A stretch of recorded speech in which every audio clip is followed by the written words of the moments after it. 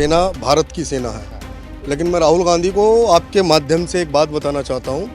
आपके परिवार का जो राज अगर भारत के अंदर 70-80 सालों से चल रहा है ना, तो इन्हीं स्वर्णों के 10% की वजह से ही चल रहा है। स्वर्णों ने ही अगर रियासतों को विलय नहीं किया होता तो तुम्हारे बाप और तुम्हारी दादी और नानी और जो तुम्हारे पूरे के पूरे परिवार के जो नेता हैं, ये राज नहीं कर रहे होते देश के अंदर। क्योंकि आपको मुस्लिम प्रेम, मुस्लिम तुष्टीकरण वाली जो राजनीति आज आप लोग कर रहे हैं और 70 साल से लगातार देश का बंटाधार कर रहे हैं, ये देश देख तो रहा है और कैसे देखेगा बताइए ना। जिसको अपने बाप का नहीं पता कि मैं गांधी हूँ या खान हूँ या मैं ईसाई हूँ। नमस्कार, मैं सुमित तिवारी, एनएमएफ न्यूज में आप सभी का बहुत बहुत स्वागत है। राहुल गांधी ने एक बार फिर से ऐसा बयान दिया जिसके बाद विवाद मच गया है। इस बार राहुल गांधी ने सेना पर भी हमला बोल दिया, सेना पर ही बड़े आरोप लगा दिए। उन्होंने बोला है कि सेना के जो उच्च स्तरीय हैं उस पर 10% लोगों का हक है, 10% लोगों का जो है पूरी तरीके से वहां पर बोलबाला है। उनके बोलने का मतलब ये है सीधे तौर पर जो सवर्ण लोग हैं, जो ऊंचे कास्ट के लोग हैं, वो उनका राज है सेना पर। तो सेना पर इस तरीके के आरोप लगाना, सेना पर इस तरीके की बात बोलना क्या राहुल गांधी के ऊपर शोभा देता है? इसी विषय को जानने के लिए दिल्ली में मौजूद हूं, मैं लोगों से बातचीत करता हूं, उनकी राय को आप तक पेश करता हूं कि राहुल गांधी की बार बार इस तरीके का बयानबाजी क्यों करते, क्या दिक्कत है उनको सवर्णों से। इससे मुझे बात करते हैं। अमित जी, क्या कहना चाहोगे कि राहुल गांधी फिर से बयान दिए, फिर से वो आरोप और सीधे तौर पर टारगेट कर दिए सवर्णों को कि जो है सेना पर भी जो है वो कब्जा है 10% सवर्णों का? क्या कहना चाहोगे? देखो, मैं आपको एक बात बताना चाहता हूँ। सेना की कोई जाति नहीं होती है, सेना भारत की सेना है। लेकिन मैं राहुल गांधी को आपके माध्यम से एक बात बताना चाहता हूँ। आपके परिवार का जो राज अगर भारत के अंदर 70-80 सालों से चल रहा है ना, तो इन्हीं स्वर्णों के 10% की वजह से ही चल रहा है। अगर स्वर्णों ने ही बलिदान ना दिया होता तो भारत कभी अखंड नहीं होता। स्वर्णों ने ही अगर रियासतों को विलय नहीं किया होता तो तुम्हारे बाप और तुम्हारी दादी और नानी और जो तुम्हारे पूरे के पूरे परिवार के जो नेता हैं, ये राज नहीं कर रहे होते देश के अंदर। स्वर्णों ने ही तो बलिदान दिया था ना देश के अंदर। और फिर उसके बाद आप सेना पे आपत्तिजनक टिप्पणी कर रहे हो। सेना कब कहती है कि ये एक जाति विशेष की है? सेना तो भारत की है ना, भारत के लोगों की है। और भारत के लोगों का अपमान सिर्फ ये कह के कि सेना पे अधिकार 10% का है, तो फिर ये हमारे लिए गर्व की बात है कि हमारे वो 10% स्वर्ण जिन्होंने देश को सुरक्षित किया, देश की संप्रभुता को सुरक्षित किया, देश की अखंडता और प्रभुता के लिए अपनी विरासत को, अपने रजवाड़ों को, अपनी रियासतों को विलय कर दिया। तभी तो आप कांग्रेस पार्टी के द्वारा देश में सत्ता में है ना, उन्हीं की वजह से तो राज कर रहे हैं। इनको इतिहास पढ़ना चाहिए। ये मूर्ख है। और ये वो जो एक राजा बाबू फिल्म आई थी ना, एक आपने देखा होगा, राजा बाबू फिल्म में गोविंदा का एक किरदार था उसके घर के अंदर, फ्रेमों के अंदर, कि एक में कोट पहन रखा है, एक में डॉक्टर की भेष में है, एक में पुलिस की भेष में। मतलब फोटो के अंदर ये खिंचवाने वाले, अपने आप को देश का भावी नेता बताने वाले, ये क्यों नहीं बता पाते हैं कि देश की जनता के मन को क्यों नहीं भा पा रहे हो आप? मन को भी तो भाना चाहिए ना। आप जिन 10% स्वर्णों की बात कर रहे हो, तो हम कह रहे हैं ना, आप उन्हीं स्वर्णों की रियासतों को वापस दे दो ना, रजवाड़ों को छोड़ दीजिए ना, हमारी जमीनों को छोड़ दीजिए ना। हम 10% अपनी जमीनों में खुश हैं। हमने तलवारों को छोड़ा, घोड़ों को छोड़ा, रियासतों को छोड़ा और आम नागरिक की तरह देश के अंदर जीवन यापन कर रहे हैं। ये वही 10% लोग हैं ना जो आम नागरिक की तरह जीवन यापन कर रहे हैं। आप बताइए ना, आप सोने की चम्मच लेके पैदा हुए थे और बराबर राजनीति स्वर्णों के ऊपर ही करते आ रहे हैं। क्योंकि आपको मुस्लिम प्रेम, मुस्लिम तुष्टीकरण वाली जो राजनीति आज आप लोग कर रहे हैं और 70 साल से लगातार देश का बंटाधार कर रहे हैं, ये देश देख तो रहा है और कैसे देखेगा बताइए ना। जिसको अपने बाप का नहीं पता कि मैं गांधी हूँ या खान हूँ या मैं ईसाई हूँ, केवल चुनाव के समय जनेऊ डाल लेना और अपने आप को हिंदू बता देना। स्वर्ण के विरोधी है तो जनेऊ क्यों डाले? नहीं, वही तो मैं कह रहा हूँ, क्योंकि ये उसी 10% का विरोध कर रहे हैं जिसका जनेऊ धारण करके ये अपने आप को हिंदू बताते हैं।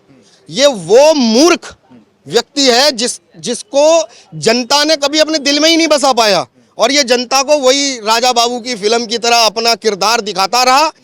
इस फोटो में वकील बनकर, इस फोटो के अंदर जैसे अभी कभी मछली पकड़ रहा है, कभी ट्रक चला रहा है, तो ये वही तो किरदार निभा रहा है। इसको क्या पता उन 10% की ही वजह से आज भारत सुरक्षित है। आज भी ये क्या बचाएंगे भारत को? अगर भारत की सेना हट जाएगी पीछे, वही है क्या उनके देश के परिवार की सवर्ण रक्षा जो है, कौन करेगा? मेरा सवाल वही है क्या देश के सवर्ण जो है वो बाकी जो जाति के लोग हैं, चाहे वो दलित की बात करें, ओबीसी की बात करें और भी दलित की बात करें, क्या उनके विरोधी है? क्या उनको दिक्कत है इससे? नहीं, देखिए, हम क्यों जातियों की बात करें? जब भारतीय हैं हम, तो भारत की बात क्यों नहीं करेंगे? लेकिन ये नेता स्वर्ण दलित करके ये क्या दिखाना चाह रहे हैं कि या तो ये भारत के नहीं है, जैसे कि इनकी माँ है, इटली से आई थी एंटोनियो माइनो, या तो ये भारत के ही नहीं है। ये तय करके बताएंगे ना कि भारत में वास्तविकता में आप हैं कौन। आप भारत के हित और भारत के लोगों के न्याय की और उनको समान अधिकार देने की बात करते हो, तो ये 10% किसको बता रहे हो? फिर ये समान अधिकार में आता है, ये संविधान का आप बताइए ना, उल्लंघन नहीं हो रहा है क्या? संविधान में अधिकार सबका है ना, उसी संविधान के अधिकार पे ही आप चुनाव लड़ रहे हैं ना। अगर आज संविधान के अधिकार पे चुनाव लड़ रहे हो, तो आपको किसने अधिकार दिया 10% कह के आर्मी को चिन्हित कर रहे हैं? यही आर्मी अगर हट जाए तो इनके बाप की, इनके माँ की कौन रक्षा करेगा? इनके पूरी पार्टी के नेताओं की कोई नहीं बचा पाएगा इनको। सवाल ये भी है कि आर्मी में क्या जाति धर्म को आरक्षण को देख के होता है क्या भर्ती? आरक्षण में तो भर्ती होता नहीं आर्मी के अंदर। देखिए, ये नेताओं की नीति थी जिन्होंने आरक्षण के नाम पर राजनीतियों की, वोट बैंक की राजनीतियों को पाला पोसा, समाज के अंदर हिंदू दलित के बीच में दरार लाने का कार्य किया इन्होंने। हमारी सेना भारत के और भारत के लोगों के लिए लड़ रही है। ये नेताओं की गलतफहमी है कि आप एक बात बताइए, आप मैनिफेस्टो जारी करते हैं भारत की जनता के लिए कि हम रोजगार देंगे, हम आपके समान अधिकारियों के लिए कार्य करेंगे, तो ये कहां से समान अधिकार की बात है? फिर आपको रोजगार देना है तो आप आरक्षण के आधार पे ही रोजगार क्यों देते हैं? बिना आरक्षण की बात पे आप रोजगार दीजिए ना समानता से सबको। जिसके अंदर जितनी काबिलियत है उसी अनुसार उसको चुनाव कीजिए, उसको नौकरी दीजिए। लेकिन नहीं, इनको नौकरी तो देनी है, लेकिन आरक्षण के आधार पे जो इनका जातिगत आरक्षण का मुद्दा है, चुनावों को पा लेने का, तो ये देश की जनता जानती है। ये छल कपट करने वाली पार्टी केवल देश के लोगों को बहलाती रही, फुसलाती रही और आज भी वही कर रही है।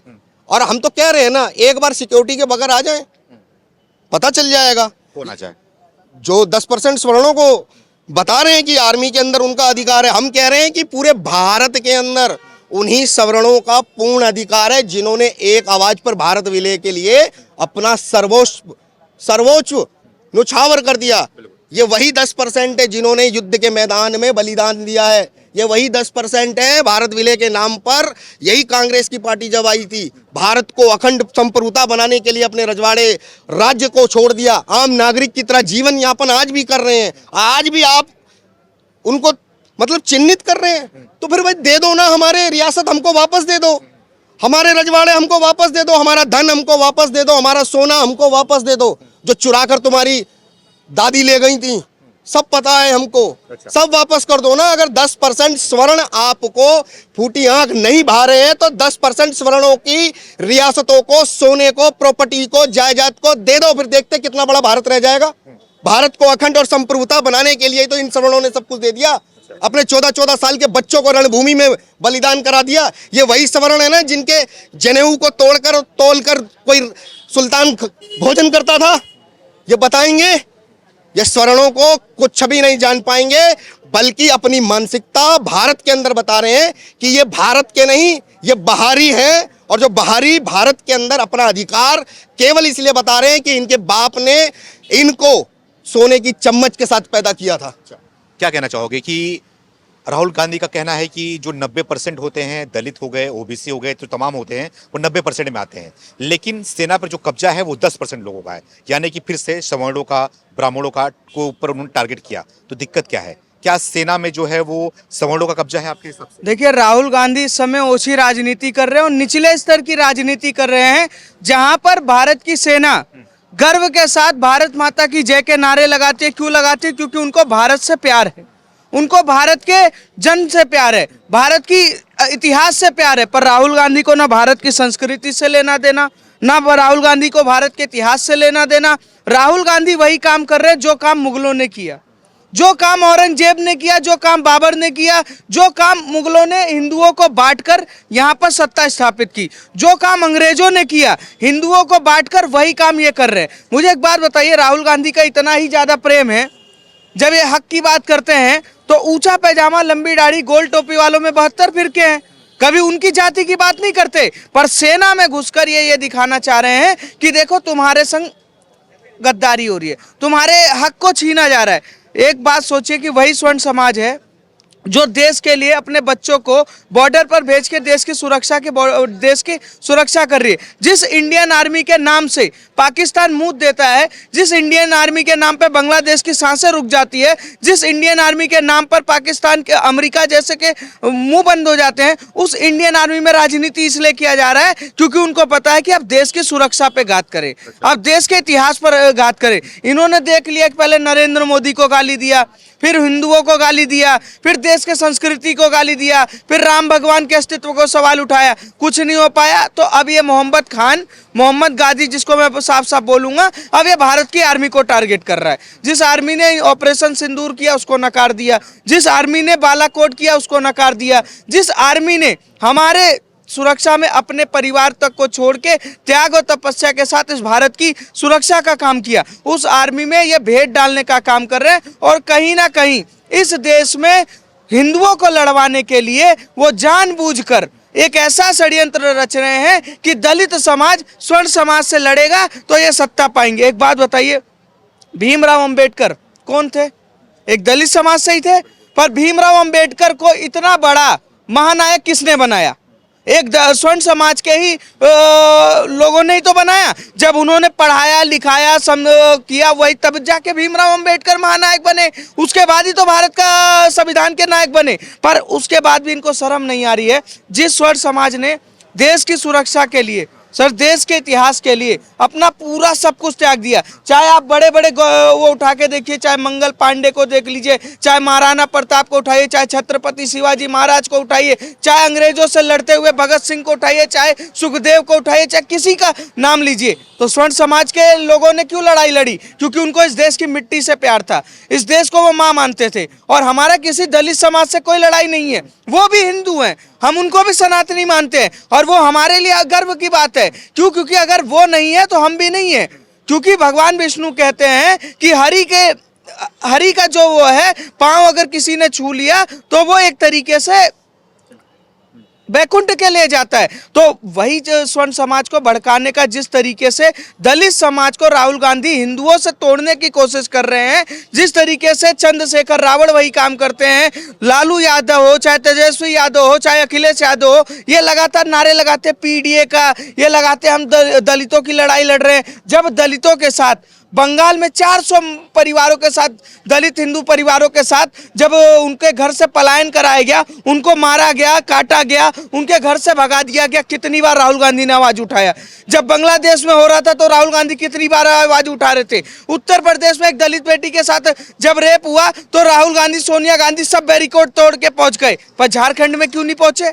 ये दलित प्रेम तभी जगता है जब आइडियोलॉजी सेट होते हैं। अंतरिक्ष में भी अगर ब्राह्मण जा रहा है, स्वर्ण जा रहा है, तो उससे भी क्या नासा में हो गया कब्जा? सर वही चीज है, ये आइडियोलॉजी ये सेट कर चुके हैं कि इनको सत्ता के लिए जो भी करना पड़ेगा। अगर ये सनातन में हिंदुओं को लड़वाने के लिए चाहे राजपूत को ब्राह्मण से लड़वा देंगे, दलितों को ठाकुर से लड़वा देंगे, SC ST का खेल खिलवा के हिंदुओं को भिड़वाते रहेंगे, और ऊंचा पैजामा, लंबी दाढ़ी, गोल टोपी का जो गजवाए हिंद का सपना है, उस सपने को राहुल गांधी लेकर चल रहे हैं और उसको पूरा करने की उन्होंने कसम खा रखी है। आप क्या कहना चाहोगे? आप भी तिलक लगाया, मुझे सवर्ण समाज से ही आते हो आप, लगते हो मुझे।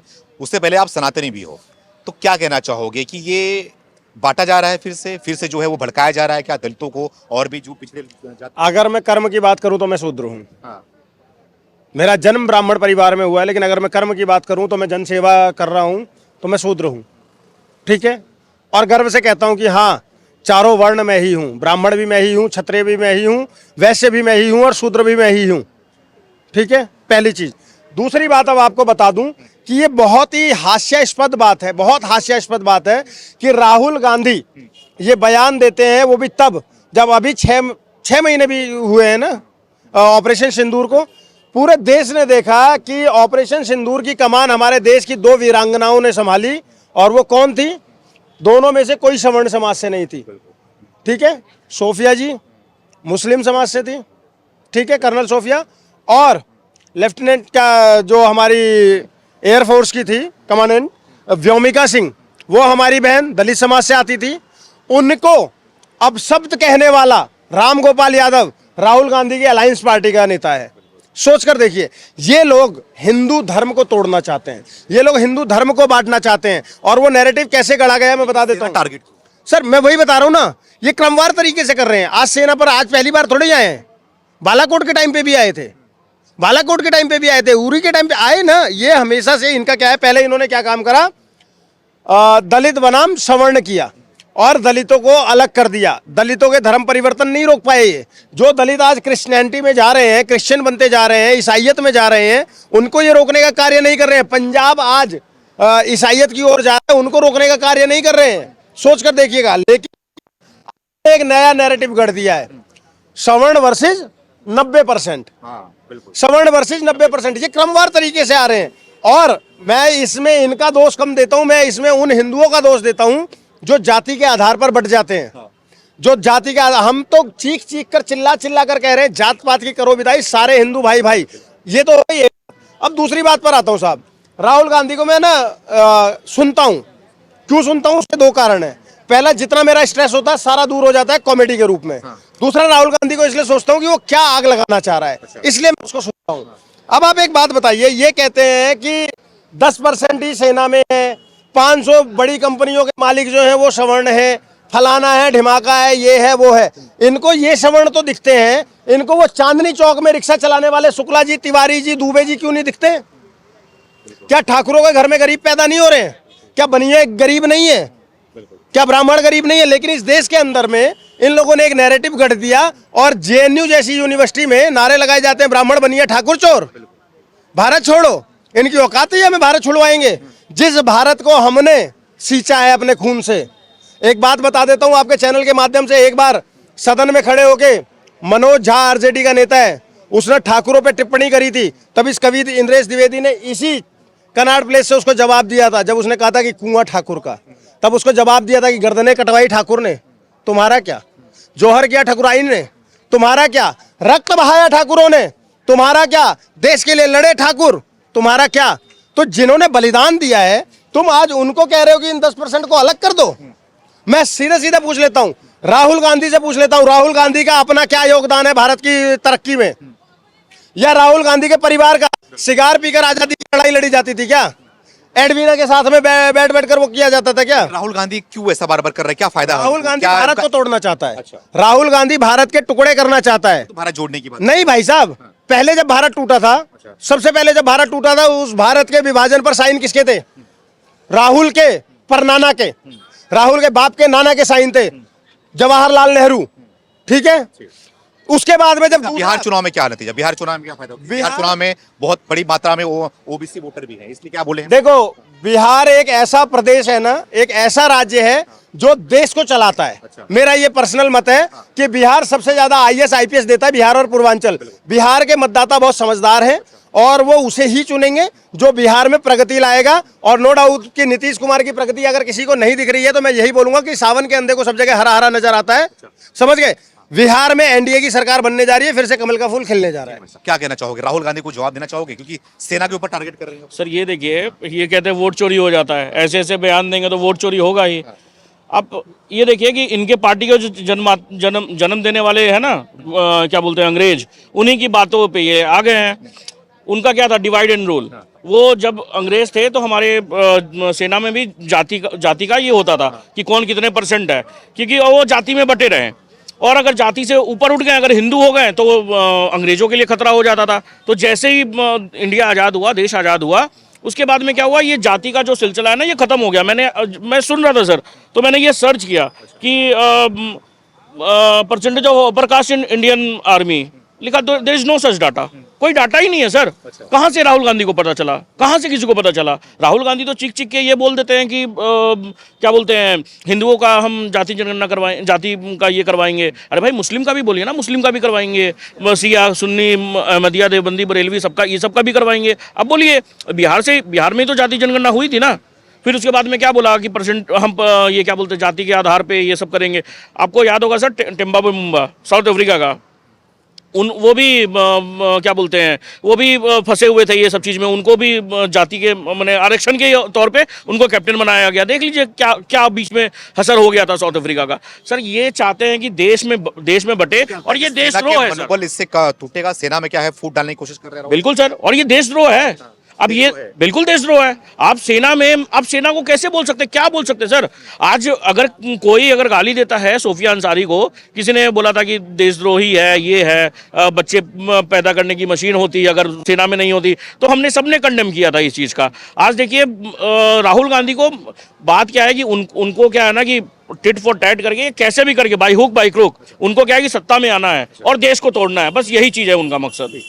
तो देखिए, लोगों से बातचीत किया और लोगों की राय को आप तक पेश करके बताया है कि जनता क्या सोचती है। जिस तरीके से राहुल गांधी ने बयान दिया, जिस तरीके से राहुल गांधी ने सेना के ऊपर आरोप लगाया है, तो इन सब मुद्दों को लेकर आप क्या सोचते हैं, अपनी राय को कमेंट करके आप भी जरूर बताएं। बहुत बहुत धन्यवाद।